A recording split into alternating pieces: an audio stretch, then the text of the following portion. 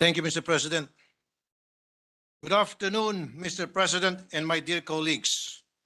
No person shall be deprived of life, liberty, and property without due process of law. Ito po ang garantiya ng ating konstitusyon.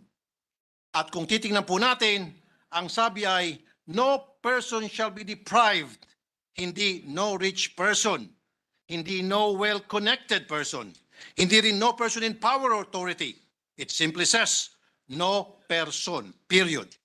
Pero sa mga nakikita at narinig ko sa mga lumalapit sa akin, ang mga mamamayan nating mahihirap at walang estado o koneksyon ang kadalasang di nabibigyan ng proteksyon na pinangako ng ating saligang batas.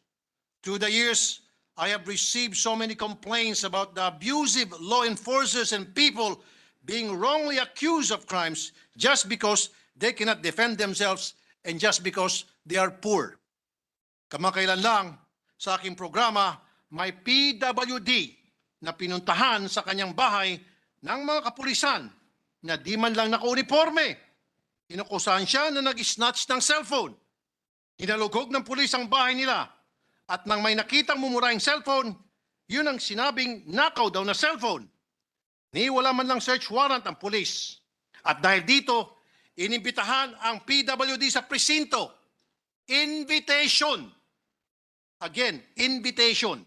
Ito po ang magic word na ginagamit ng mga pulis para sa mga mahirap nating kababayan upang makaladkad nila sa presinto nang walang warrant of arrest. At pagdating sa presinto, anong nangyari sa PWD? Pinag-antay ang PWD at nang walang dumating na complainant, pinauwi din siya. Excuse me. Ano yon? Pasensya na lang, nayurakan na ang kanyang pagkatao, nalabag na ang kanyang mga karapatan. Pero ano naman ang magagawa rin nila? Wala silang abogado, wala silang kakilala. Talaga naman, kapag mayaman, proseso. Pero kapag mahirap, abuso. Nakita din natin ang mga mapang-abuso natin mga law enforcers noong panahon na nauso ang tanimbala o laglag-bala. Mga pulis at airport security officials na nagnanais kumikil ng pera sa mga turista at pasahero. May isang kaso pa nga akong naalala na 5 araw na natili ang kawawang turista na si Lane Michael White dahil sa bala na itinago daw sa kanyang maleta. At siyempre, andyan din ang mga biktima ng tokhang. Mga nakusahan at natinman ng droga kahit inosente. Mga lumang tugtugin pero paulit-ulit pa din. Lilinawin ko lang po at pasintabi sa idolo kong si Senator Bato de la Rosa. Hindi ko po nila lahat ang mga kapulisan. Sa totoo lang, madami rin po akong pinangaralan ng mga pulis dahil sa katapatan nila sa kanilang serbisyo. Pero nais ko lamang pong maliwanagan kung saan nga ba ang problema sa mga operasyon ng ating mga law enforcers. Sa totoo lang po, si Senator de la Rosa pa ang nag-expose sa mga ninja cops nung siya ay PNP chief. Ano ba ang ninja cops? This is a term coined to refer to uniformed personnel or government agents involved in illicit drugs trade by underreporting drugs seized from anti-drug busts and then selling the rest to their own network of dealers. Tapos, hati-hati na sila sa kikitain. Senator Bato de la Rosa exposed that 300 of his officers are conspirators in the drug business.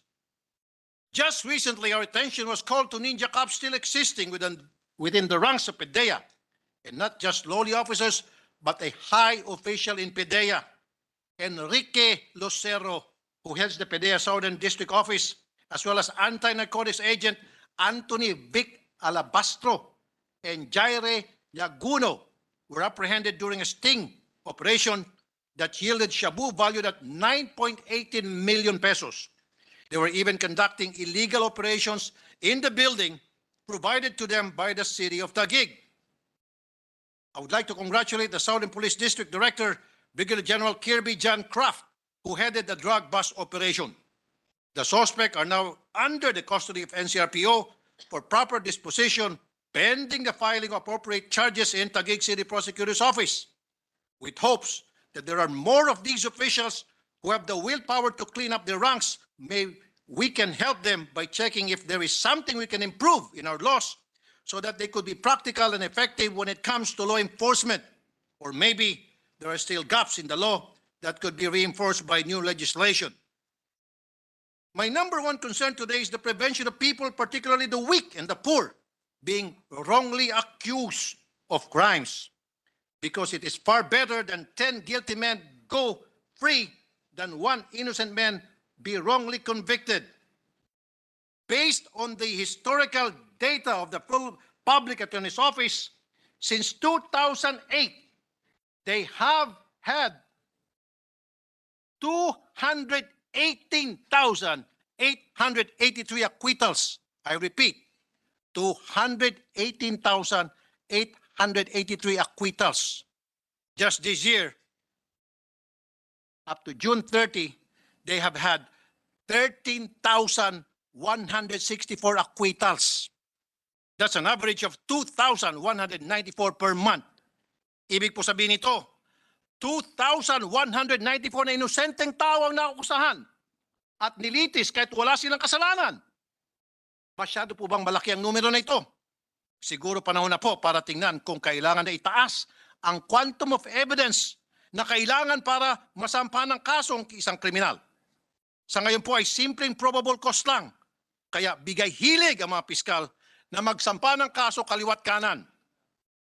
Another concern is the planting of evidence to wrongly accuse a person. To wrongfully accuse a person. There are laws already in place punishing the planting of evidence, but it only covers the planting of firearms and ammunition under the Comprehensive Firearms and Ammunition Regulation Act and of drugs under the Comprehensive Dangerous Drugs Act of 2022. These laws provided for such because this became a source of kickback because a lot of the accused of these cases are well off. But how about the planting of other types of evidence? Should this not be punished as well? My office is looking to cases involving planted evidence that do not involve drugs and firearms. And we will prepare a bill that would hold those involved liable. At sinusuportahan ko rin po mga panukala ng mga kasamahan ko dito na sina Senator De La Rosa, Gatchalian at Revilla. They already filed bills on the Law Enforcement Body-Worn Camera Act. Malaking tulong po ito upang masiguro ang pagsunod sa tamang proseso sa mga operasyon ng mga kapulisan. Tulad sa aking programa na maraming mata na nakatingin, kapag may nakatutok na kamera, mapipilitang sumunod sa proseso ang mga pulis. And if it is possible to include in the bill, I propose that the accused and his family or companion should be given the right to take their own videos of the arresting process and the search of their premises. I have seen many instances where the law enforcers who would stop the accused or his family from taking a video of what is happening to cover up their abuse. They are not doing anything wrong. They should never be afraid of being recorded. Another bill filed by Senator De La Rosa is Senate Bill number 437 or the CCTV Act of 2022. The bill sought the installation of CCTVs in business establishments to aid Philippine National Police in deterring crimes. We have seen several crimes solved because of CCTVs. But I will submit a supporting bill that will also require the installation of CCTV cameras in police prisons and detention facilities. I seek the guidance of Senator De La Rosa regarding this. A lot of human rights violations happen in the police prison upon arrest or invitation of suspect or person of interest. Mapipigilan po ng CCTV sa mga presinto at detention facilities ang pagbubugbog ng mga naaresto. Matitigil din po ang pagpasok ng mga unauthorized individuals sa presinto sa loob ng kulungan para mambugbog ng detainees. Mapipigilan din po ang pagpasok ng mga pinagbabawal na droga sa mga detention center. At isa pa po ay mababantayan ng mga detained individuals na minsan ay nakakalusot at nakatakas dahil padrino nila ang officer in charge sa presinto. Sa next budget deliberation, I will focus on the budget of the PNP to ensure that they are equipped with the right budget to properly enforce the law. They should have functioning body cams that do not obscure or hamper their movement during the operation. The police headquarters should have CCTVs. Another report that has reached me is that they do not have funds to conduct proper buy-bust operation due to lack of UV detection powder that will mark not only the money but also the subject. Isa pang napansin ko po na kailangan ayusin ay mga abusadong pulis na nababalitaan ko ay pabata ng pabata. May bagito pa. Hindi sila sumusunod sa proseso. Hindi nila ginagalang ang karapatan ng mga akusado na kung tutusin ay innocent until proven guilty. We need to instill respect for due process. Kailangan naintindihan ng mga kapulisan ang halaga ng mga proseso na ginagawa nila. And if they have a deep understanding of the procedure, they will be more consistent in its application. Dapat alam nila kung para saan ba ang pagsasabi at pagpapaliwanag ng Miranda rights ng isang akusado. Sapagkat hindi ito seremonya na walang katutulan. Ito'y proteksyon para sa akusado at sa law enforcer. Nasasayang din ang police operation pag hindi nasusunod ang proseso kasi napapawalang bisa ang mga ebidensyang nakukuha nila.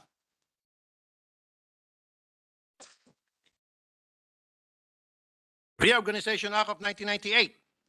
Ano ang mga gumagana? Ano ang walang silbi? At ano ang inaabuso sa batas na ito?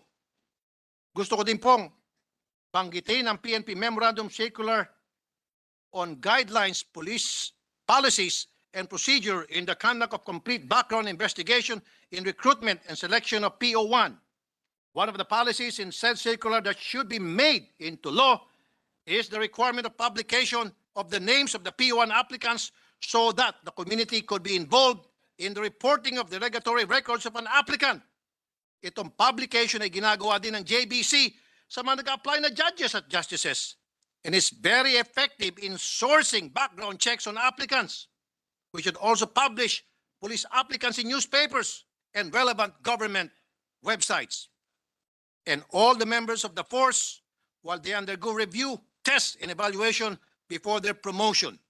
I propose that maybe it should be done regularly, or when a red flag is raised with regard to a particular officer, they should have periodic mandatory drug testing, regular lifestyle check beyond what is provided in the SALN, and neuropsychological exam. To end my speech, I implore upon my colleagues na huwag tayo mamanhid sa pang-abuso sa ilan nating kapulisan at huwag tayong masanay na may nakukulong na mga inosenteng tao. Our people deserve better. And as per our mandate, we need to elevate the poor so that they could come before the law with confidence and trust in the system. Again, Mr. President, my dear colleagues, thank you po for listening.